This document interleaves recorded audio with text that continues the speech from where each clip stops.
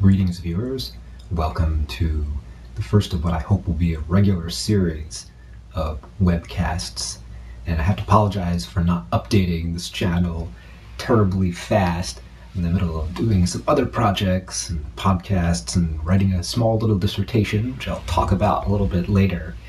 But I'm going to start doing these a little bit more regularly. I'm in between professions, jobs, and many other things, and this is also a time of rather abrupt and interesting geopolitical change as well as personal change. So we'll just have to do the best we can. And as you can see, I went all out on this expensive set.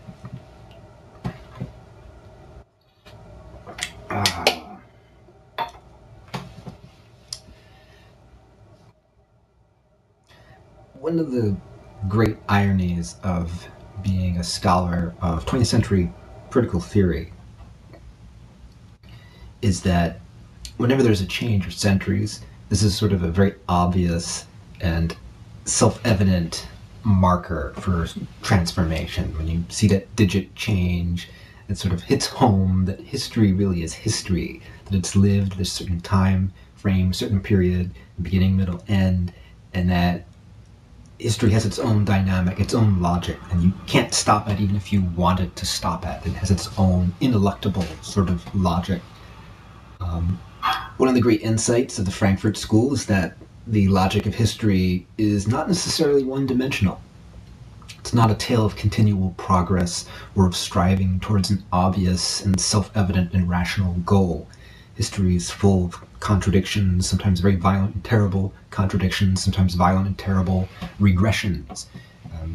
There isn't necessarily a direction to history. There are several directions of history. There are many histories. There isn't one single story or narrative at work. There are many different narratives. That said, one of the great insights of the Frankfurt School has always been that this apparent multiplicity of narratives conceals another level of reality. And that another level of reality, there's a truth content to the notion that history goes in one direction or that there's something called progress. And it's not that it's progress.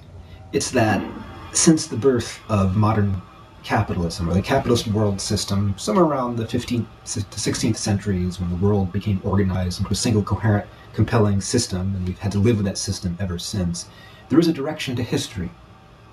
But it's not necessarily a direction towards civilization. It's the direction of history towards greater production, greater accumulation of capital, usually at the fearsome expense of human beings, of workers, of the people that create the surplus of society, and the appropriation of that surplus by individuals who are, elites and whatnot, and don't have the best interests of society at heart, but are mostly self-interested. So one of the real contradictions that I think critical theorists and citizens of today really need to start to wrestle with and grapple with, and this is where the tools of the Frankfurt School come in handy, is in rethinking this notion of the surplus. This is a category originally created by Karl Marx, and it refers to something fascinating about human civilization, and that is human beings create this wealth. They create ideas, they create objects, they create monetary systems, they create concepts, they create conceptual systems, they create ways of organizing society, they create tools and whatnot, all the stuff which does not exist in nature, which can be stored and accumulated, and human beings build on. So you have a surplus, and then you can use that surplus once you have it to create other kinds of surplus. So this is building on top of building process, which is very complicated and in some ways contradictory, because sometimes new things destroy old things, and so there's some internal tensions there. But this issue of the surplus, I would argue this is something that theorists should start to think more concretely about, and not just concretely, but to think about the practical ramifications of this to a much greater extent and on a transnational scale and scope. And the reason is that today, the surplus of human society, all the things that we do that are more than what nature gives us or more than what the past gave us, they're not just the accumulation of machines and objects and items. The surplus is also digital, conceptual, and cultural and intellectual. And this is something that I think is very mystified by a lot of the contemporary discourses over information culture and information capitalism. And the usual story that gets spun out is that a small elite of oligarchs on Wall Street or elsewhere spin the story that it's only speculation, it's only capital that produces all wealth. Labor is just hired help, they're not important. But what matters is this idea. Some entrepreneur comes up with an idea and it magically fulfills itself and it creates wealth, and the measure of all wealth is its stock price or some kind of financial measure of accumulation. So they financialize the surplus. Though if you think about it, that's intensely contradictory and really leaves out a whole lot of aspects of human life and doesn't properly, you can't put a price tag on many things. You can't financialize the surplus in that way. You put a price tag on it, but the price will be wrong. The price will always be wrong because you're not properly valuing those materials, those ideas, the surplus. You're not giving it its proper context. You're not identifying how it works, and you're also not giving it one of its fundamental capacities, which is a surplus always is conducive of other surpluses. It's a kind of a seed capital or a given level of investment that creates other things.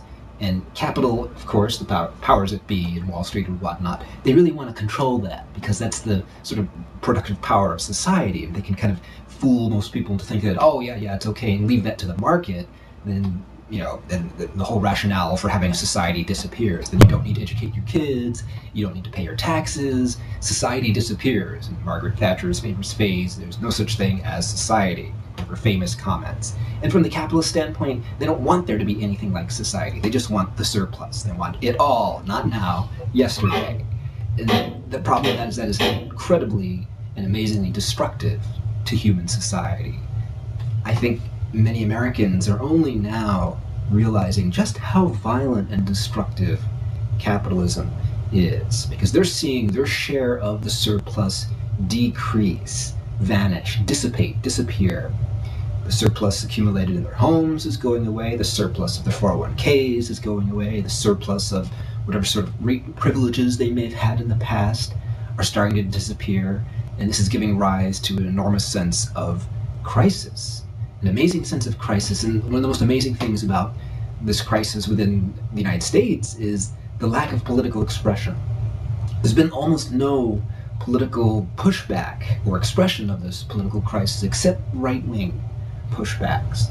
So the Tea Party phenomenon and other kinds of canalizations that are mostly these front groups that are sort of financed by billionaires and the Koch brothers, and folks like Yasha Levine have done a really good job of mapping out, how the billionaires create these little front groups and whip up this populist hysteria and blame government and blame create these fake issues that sort of take away from the real issue, which is the fact that that surplus is disappearing. The American middle class does not have that surplus anymore.